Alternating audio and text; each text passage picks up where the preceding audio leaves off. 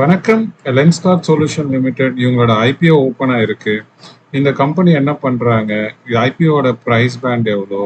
ஐபிஓட நம்மளோட retail portion எவ்வளோ percentage நம்மளுக்கு அலோகேட் பண்ணியிருக்காங்க? இந்த கம்பெனியோட ஃபினான்ஷியல்ஸ் எப்படி இருக்கு? இந்த கம்பெனியோட கிரே மார்க்கெட் பிரீமியம் எப்படி இருக்கு? இந்த கம்பெனி நம்ம ஐபிஓ அப்ளை பண்ணலாமா? இவங்களோட லாங் டேர்ம் ஃபியூச்சர் எப்படி இருக்கு? இது எல்லாமே இந்த வீடியோல நம்ம பார்க்கலாம். ஸோ லென்ஸ்கார்ட் இந்தியாவோட ஒரு லீடிங் ரீட்டைலரா இருக்காங்க. இவங்க ஐவேர் அந்த செக்மெண்ட்ல இருக்காங்க. Different type of glasses plus frames solution அந்த ரிலேட்டட் டு ஐ கிளாஸஸ் விற்கிறாங்க. அதுல டிஃப்ரெண்ட் டைப் ஆஃப் நீங்க பாத்தீங்கன்னா உங்களுக்கு தெரியும் இல்லையா? ஸோ அதே மாதிரி நிறைய இவங்களுடைய ஓன் பிராண்ட்ஸ் வேற வச்சிருக்காங்க. அது இல்லாம பாத்தீங்கன்னா இவங்க இப்ப ரீசெண்டா பார்த்து ஜப்பான்ல ஒரு கம்பெனி கூட அக்வயர் பண்ணிருக்காங்க. நல்ல க்ரோயிங் கம்பெனி உங்களுக்கு. அண்ட் இந்தியாவில் உங்களுக்கு தெரியும் கிளாஸ் ஐவேர் இப்ப நிறைய தேவைகள் நிறைய இருக்கு. இந்த செக்மெண்ட் க்ரோ ஆகிறதுக்கு நிறைய க்ரோ ஆயிட்டு இருக்கு. பொட்டன்ஷியல் நிறைய இருக்கு. ஸோ அந்த செக்மெண்ட்ல இவங்க இருக்கிறதுனால இவங்களும் நல்ல ஒரு க்ரோத் ஃபியூச்சர்ல இருக்கு. இவங்க இந்தியா மட்டும் இல்லாம இவங்க பாத்தீங்கன்னா யுஏஇல இருக்காங்க. துபாய், அபுதாபி அந்த ரேஞ்ச் அங்கெல்லாம் இருக்காங்க. அதுக்கப்புறம் சிங்கப்பூர்ல இருக்காங்க.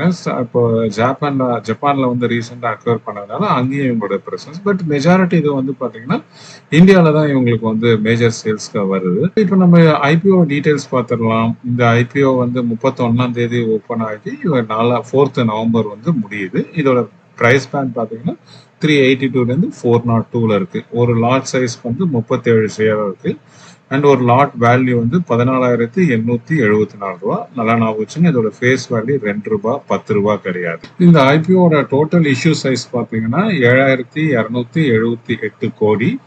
நம்பர் ஆஃப் ஷேர்ஸ் பாத்தீங்கன்னா 18.1 crore ஷேர்ஸ் வருது. இதுல ஃப்ரெஷ் இஷ்யூ பாத்தீங்கன்னா எவ்வளவு வேல்யூ பாத்தீங்கன்னா 2,150 கோடி. ஆஃபர் ஃபார் சேல் பாத்தீங்கன்னா 5,128 கோடி. இது பாத்தீங்கன்னா listing date tentative listing date 10th November 2025 வரும். இப்போ நம்ம அலோகேஷன் பார்ப்போம். QIB பாருங்களா. ஸோ அவங்களுக்கு பாத்தீங்கன்னா 75% நாட் லெஸ் தென் 75%. அப்புறம் நான் இன்ஸ்டிடியூஷனல் இன்னும் இருக்காங்க இன்வெஸ்டர்ஸ். அவங்களுக்கு பாத்தீங்கன்னா நாட் மோர் தென் 15% அவங்களுக்கு கொடுக்குறாங்க. அதே மாதிரி ரீட்டைல் போர்ஷன் 10% கொடுக்குறாங்க. நாட் மோர் தென் 10%. அது ஏன் 10%? ஜென்ரலா 35% கொடுப்பாங்களே, இங்க ஏன் 10% உங்களுக்கு கேள்வி வரும். அது ஏன்னா இந்த கம்பெனி லாஸ்ட் 3 yearsல நெகட்டிவ் ப்ராஃபிட் கொடுத்துருக்கு. அதனாலதான். அது நம்ம டீடைல்ஸ் ஃபினான்ஷியல்ஸ்லாம் அடுத்த ஸ்லைட்ல பார்க்கலாம்.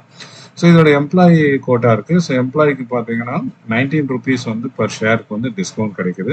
ஆம்பி சர்டிஃபைட் மியூச்சுவல் ஃபண்ட் அட்வைசர் உங்களுக்கு உங்களுடைய லாங் டேர்ம் கோலுக்கு தகுந்த மாதிரி ஒரு நல்ல மியூச்சுவல் ஃபண்டை செலக்ட் பண்ணணும், இல்ல ஒரு நல்ல ஒரு ஸ்டாக்கை செலக்ட் பண்ணணும், இல்ல உங்க கரண்ட் போர்ட்ஃபோலியோ அந்த அளவுக்கு ரிட்டர்ன்ஸ் எல்லாம் ரிவ்யூ பண்ணி ரீபேலன்சிங் பண்ணணும். இந்த மாதிரி இன்வெஸ்ட்மெண்ட் ரிலேட்டட் எந்த கொரிஸா இருந்தாலும் இங்க கொடுத்துருக்க மொபைல் நம்பர்ல நீங்க என்ன கான்டாக்ட். இந்த ஃபினான்ஷியல்ஸ் இப்ப பார்ப்போம். ஃபினான்ஷியல்ஸ் பாத்தீங்கன்னா இப்போ லாஸ்ட் 3 years கொடுத்துருக்காங்க. இங்க பாருங்க. ஸோ டோட்டல் இன்கம் பாத்தீங்கன்னா 2023ல 3,927 crores இருந்துச்சு. இதுவே 2024ல 5,609 crores இருந்திருக்கு. அதுக்கப்புறம் 2025ல பாத்தீங்கன்னா 7,009 crores இருக்கு.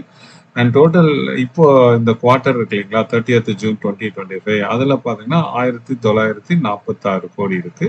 ஸோ இது பாத்தீங்கன்னா அப்படியே ப்ரொஜெக்ட் பண்ணாங்கன்னா க்ளோஸ் டு ஒரு 8,000 கோடி ரெவன்யூ வர்றதுக்கு இந்த வருஷத்துல பாசிபிலிட்டி இருக்கு. ஸோ அதே மாதிரி பேட் ப்ராஃபிட் ஆஃப்டர் டேக்ஸ் பார்த்தோம்னா 2023ல அவங்க நெகட்டிவ் -63 crores ப்ராஃபிட், அதாவது லாஸ் காமிச்சிருக்காங்க. 2024ல பாத்தீங்கன்னா 10 crores லாஸ் காமிச்சிருக்காங்க. பட் 2025ல பாத்தீங்கன்னா சடனா 297 crores ப்ராஃபிட் காமிச்சிருக்காங்க. இதுல பாத்தீங்கன்னா இது ஆக்சுவலா மிஸ்லீடிங் நம்பர்ஸ் மாதிரி.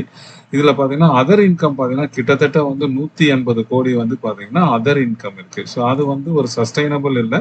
அது வருஷம்லாம் வராது. அது 1 year அந்த மாதிரி இருக்கும். ஸோ அதனால அதை ரிமூவ் பண்ணிட்டு பாத்தீங்கன்னா ரொம்ப கம்மியா தான், ஒரு 100 crores அந்த மாதிரி தான் இருக்கு. ஸோ இந்த குவார்டர் ஜூன்ல பாத்தீங்கன்னா 61 crores அப்படின்னு காமிச்சிருக்காங்க. ஸோ கொஞ்சம் இம்ப்ரூவ் ஆயிட்டு இருக்கிறது தெரியுது. இவங்களுக்கு பாரோயிங்ஸும் பாத்தீங்கன்னா கொஞ்சம் இருக்கு. ஸோ 23ல 917 crores, இப்ப பாத்தீங்கன்னா 345 crores இருக்கு. ஸோ இந்த டோட்டல் இன்கம்க்கும் இந்த ப்ராஃபிட்டுக்கும் பாத்தீங்கன்னா ரொம்ப ரொம்ப ரொம்ப டிஃபரன்ஸ் இருக்கு. இப்ப பாத்தீங்கன்னா ஜென்ரலா ஒரு பிசினஸ் பண்ணாங்க ஒரு 10% மார்ஜின் இருக்கும். இந்த கேஸ்ல பாத்தீங்கன்னா இப்போ 7,000 crores இங்க இருக்கு இல்லைங்களா டோட்டல் இன்கம். அதுல பேட் பார்த்தீங்கன்னா ஒரு 297 crores தான். ஸோ இது வந்து உங்களுக்கு வந்து நாட் ஈவன் 5% கூட மார்ஜின் கிடையாது. ஸோ இந்த க்ரோயிங் கம்பெனி ஸ்டார்ட் அப் இது 2008ல தான் ஆரம்பிச்சாங்க, அதெல்லாம் தெரியும். ஸோ அதனால வந்து ஃபியூச்சர் வந்து ப்ராஃபிட் நிறைய வரதுக்கு, ஏன்னா இனிஷியலாக நிறைய எக்ஸ்பெண்டிச்சர் பண்ணணும் இல்லைங்களா ஒரு எஸ்டாப்ளிஷ் பண்ணுறதுக்கு. ஸோ அதனால இருக்கலாம். வரப்போகிற நாட்கள் இவங்க எப்படி பண்ணுறாங்க நம்ம பொறுத்து தான் பார்க்கணும். பட் இப்போதைக்கு பார்த்தீங்கன்னா இவங்களோட இப்போ இந்த ஐபிஓ ப்ரைஸ் வந்து பார்த்தீங்கன்னா 227 இருக்குது, ரொம்ப அதிகம். அதே மாதிரி வந்து ஆர்ஓசி பார்த்தீங்கன்னா 13.84, இது வந்து ரொம்ப கம்மி தான் இவங்களோட இந்த கம்பெனியோட ஸ்டார்ட் அப் இந்த க்ரோத்துக்கு. ஸோ இந்த ஐபிஓ அப்ளை பண்ணும்போது நம்ம முக்கியமாக கவனிக்க வேண்டியது ஒன்று பார்த்தீங்கன்னா இந்த வேல்யூவேஷன். இப்போ பார்த்தீங்கன்னா நான் இங்கே கொடுத்துருக்கேன் இந்த ப்ரொமோட்டர்ஸ் வந்து இப்போ நம்ம பார்த்தோம் ப்ரைஸ் 402, ஆனால் இதோட ப்ரொமோட்டர்ஸ் வந்து பார்த்தீங்கன்னா லாஸ்ட் 1 இயர்ல எவ்வளோ பர்ச்சேஸ் பண்ணியிருக்காங்க எந்த ரேட்ல அப்படின்னா இங்கே பாருங்க, எங்களுக்கு 1 crores 4 lakhs இங்கே கொடுத்துருக்காங்க இல்லைங்களா. ஸோ இங்கே ப்ரொமோட்டர்ஸ் இங்கே பார்த்தீங்கன்னா 4 ப்ரொமோட்டர்ஸ் இருக்காங்க இல்லைங்களா, அவங்க வந்து எவ்வளோ ஷேர்ஸ் வாங்கியிருக்காங்க, இது குவான்டிட்டி, அது என்ன ப்ரைஸ்ன்னு உங்களுக்கு ஆவரேஜாக இதை பாருங்க. ஸோ பார்த்தீங்கன்னா இவரு வந்து பார்த்தீங்கன்னா 104 million வாங்கியிருக்காரு. அதில் பார்த்தீங்கன்னா நம்பர் ஆஃப் ஷேர்ஸ் அது பார்த்தீங்கன்னா 30 ரூபாய்க்கு வாங்கியிருக்காரு. 30 ரூபாய்க்கு 1 இயர்ல வாங்கிட்டு ஐபிஓல 402 ரூபாய் வராங்க. இது வந்து ரொம்ப அதுதான் சொல்ல வரோம். அது இன்னொருத்தவங்க பாருங்க 16 ரூபாய்க்கு வாங்கியிருக்காங்க. 16 ரூபாய்க்கு வந்து இப்போ 402 ரூபாய்க்கு வராங்க. ஸோ வேல்யூவேஷன் பிரகாரம் பார்த்தீங்கன்னா இது ரொம்ப ரொம்ப அதிகமாக இருக்கும். ஸோ நீங்கள் அப்ளை பண்ணுறதுக்கு முன்னாடி இதை வந்து கொஞ்சம் கேர்ஃபுல்லாக பார்த்து நீங்கள் அப்ளை பண்ணணும். ஸோ ஜிஎம்பி ட்ரெண்ட் எப்படி இருக்கு அப்படின்னு பார்த்தீங்கன்னா, ஸோ இப்போ கரண்டாக 111, அதாவது 1 நவம்பர் பிரகாரம் இப்போ இங்கே ட்ரெண்ட் இருக்குங்களா, ஃபர்ஸ்ட் கொஞ்சம் நெகட்டிவாக இருந்துச்சு, அதுக்கப்புறம் பாசிட்டிவாக இருந்துச்சு. 31 பார்த்தீங்கன்னா ஒரு 90 ஓப்பன் ஆகும்போது கொஞ்சம் 95 ருபீஸ் போகிற மாதிரி இருந்துச்சு. அப்புறம் இன்னைக்கு 85 இருக்கு. இது வந்து இன்னும் மண்டே டியூஸ்டேல எப்படி சப்ஸ்கிரிப்ஷன் ஆகுன்றதை பொறுத்து வந்து இது மாறும், ஏற்றங்கள் இறக்கங்கள் இருக்கும். ஸோ இப்போதைக்கு பார்த்தீங்கன்னா 85 ருபீஸ் வந்து ஜிஎம்பி இருக்கு பர் ஷேருக்கு. ஸோ டென்டேட்டிவா பார்த்தீங்கன்னா இப்போ இருக்கிற பிரகாரம் 487 அந்த மாதிரி இருக்கிற மாதிரி இருக்கு. இது மாற்றங்கள் நடக்கும் நான் சொல்ற மாதிரி. ஸோ நம்ம 360 டிகிரி ரேட்டிங்ஸ் பார்ப்போம். ஸோ இவங்க ஃபினான்ஷியல்ஸ் நான் ஏற்கனவே காமிச்சேன். ஸோ லாஸ்ட் 2023 2024லாம் பார்த்தீங்கன்னா நெகட்டிவ் ப்ராஃபிட் கிடையாது, லாஸ் தான். ஸோ 25ல வந்து கொஞ்சம் ப்ராஃபிட் காமிச்சிருக்காங்க, அதுவும் மேஜராக நான் சொன்னேன் இல்லைங்களா, அதர் இன்கம்ல நிறைய இருக்கு. ஸோ அதனால ஃபினான்ஷியல்ஸ் வந்து அந்த ரெவென்யூக்கு அந்த பேட் வந்து அந்த அளவுக்கு இல்லை. ஸோ அதனால ஃபினான்ஷியல் வந்து ஒன்லி நான் 2 ஸ்டார் தான் கொடுத்துருக்கேன்.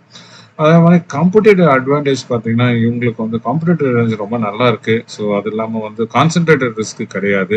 இவங்க டிஃப்ரெண்ட் கண்ட்ரீஸ்ல இருக்காங்க, மேனுஃபேக்சரிங்ஸ் அந்த டிஃப்ரெண்ட் பிளேசஸ்ல பண்றாங்க, ஒரே இடத்துல பண்ணல. ஸோ அதனால வந்து இவங்க வந்து ஓரளவுக்கு எஸ்டாப்ளிஷ்ட், ஓரளவுக்கு காஸ்டிங்கை ரொம்ப காம்படிட்டிவாக கொடுக்குறாங்க. ஸோ அதனால நெட்வொர்க் நிறைய இருக்கு இந்தியா ஃபுல்லா. ஸோ அதனால இது வந்து 4 ஸ்டார் ரேட்டிங் கொடுத்துருக்கேன்.